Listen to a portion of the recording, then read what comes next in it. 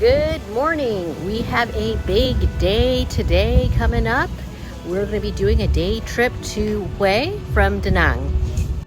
All aboard on this luxury bus as we're about to embark on a memorable day trip from Da Nang to the enchanting imperial city of Hue.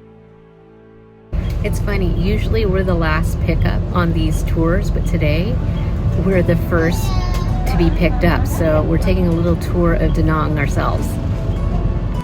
There's the Dragon Bridge where there's a fire show at 9 p.m. on the weekends.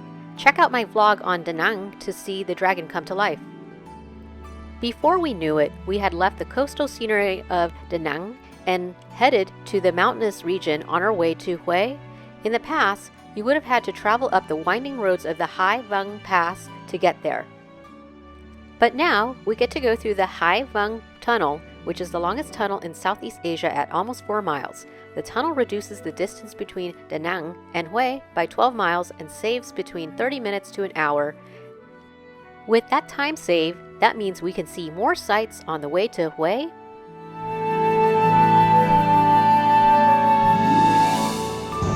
And our first stop on the tour is at this lagoon. There was a tranquility to the An Lagoon, which the brackish water features a mixture of fresh and salt water. They say this is the most beautiful place in Vietnam for sunset, but unfortunately, that is not part of our itinerary. I feel like this is quintessential Central Vietnam. We had just enough time to grab a coffee, so I got the central specialty, which is café muối or salt coffee. It was pleasantly salty. Here are some areas of central Vietnam scenery of rice paddies. We arrived at an area outside of Hue where there are tombs of the emperors of the Nguyen dynasty, which was the last ruling dynasty in Vietnam from 1802 to 1945. I wasn't sure of the dress code, so I covered my shoulders since the tombs are like temples. I wanted to be respectful and it can never be too safe. Of course, you can't have an excursion without going up some steps. The tombs are scattered throughout Hue's outskirts. Each tomb is a unique masterpiece, reflecting the individual personality and reign of its occupant. The most impressive one is the tomb of Emperor Khai Dinh, and that's the one on our tour today. You can see the statues of his advisors, elephants, and soldiers that would follow him into the afterlife. Because Emperor Khai Dinh collaborated with the French colonial government, you can see aspects of French architecture mixed with Buddhist architecture. It's grand to see it in person. There's the altar honoring Emperor Khai Dinh.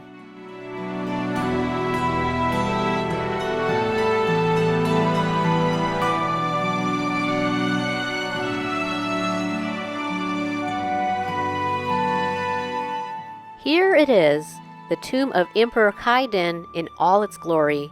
Notice the likeness of the statue to his picture. Uncanny.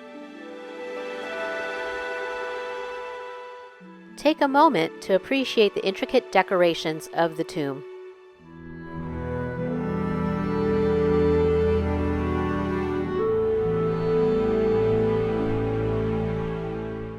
Looks like the tomb is a popular place to take pictures. There were a lot of Vietnamese people in traditional clothing taking pictures here. And that's it from the tomb of Emperor Khai Dinh. I wish we had more time to see the other emperors' tombs.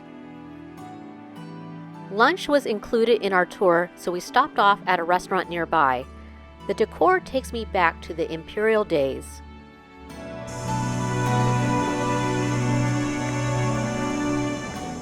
The food was family style and reminded me of my mother's home cooking.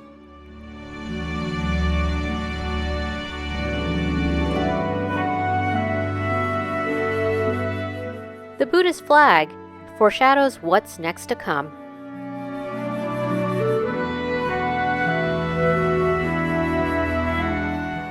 Here's the Perfume River as we arrived in Hue.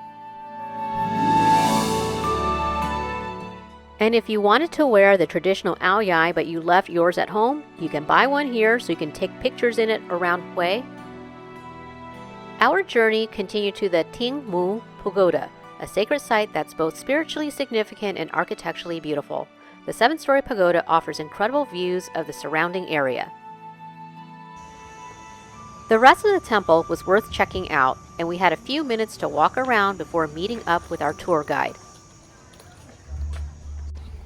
This is what tranquility looks like.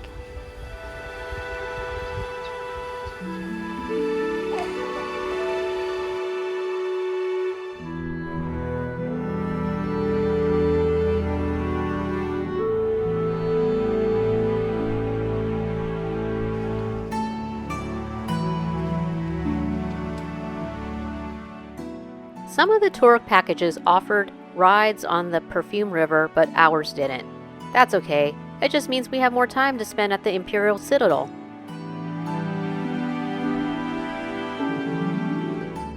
Now, on to the main attraction. This is the magnificent Imperial Citadel, a UNESCO World Heritage Site. The moment you step inside, you're transported back in time to the days of emperors and dynasties. The intricate architecture and vibrant history make this a must-see attraction in Hue. I was struck by how huge the citadel was. The imperial city within the citadel of the city of Hue is the former imperial capital of Vietnam during the Nguyen dynasty. It contains the palaces that house the imperial family as well as shrines, gardens, and villas for the mandarins. Constructed in 1803 under Emperor Yai Long as a new capital, it mostly served a ceremonial function during the French colonial period. After the end of the monarchy in 1945, it suffered heavy damage and neglect during the Vietnam War through the 1980s. The Imperial City was designated as a UNESCO World Heritage Site in 1993 and is undergoing restoration.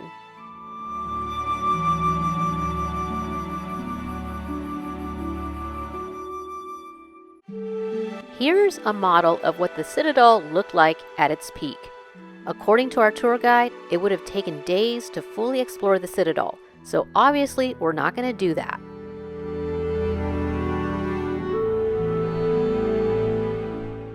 I love the work they did with restoring the red lacquer in the hallway.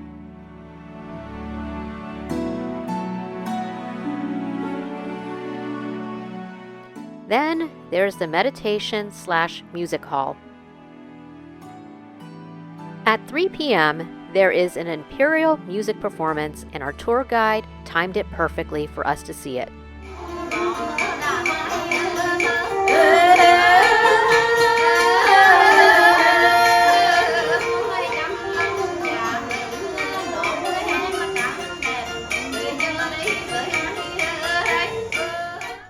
My favorite building was the library. I can imagine the emperor relaxing with a scroll here.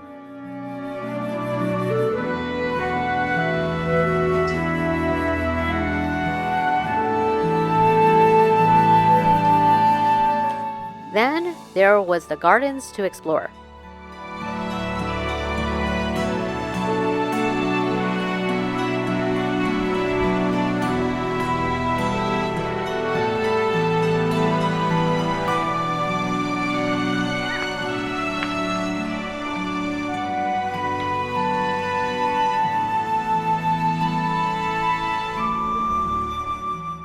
So regretful that our tour had to come to an end.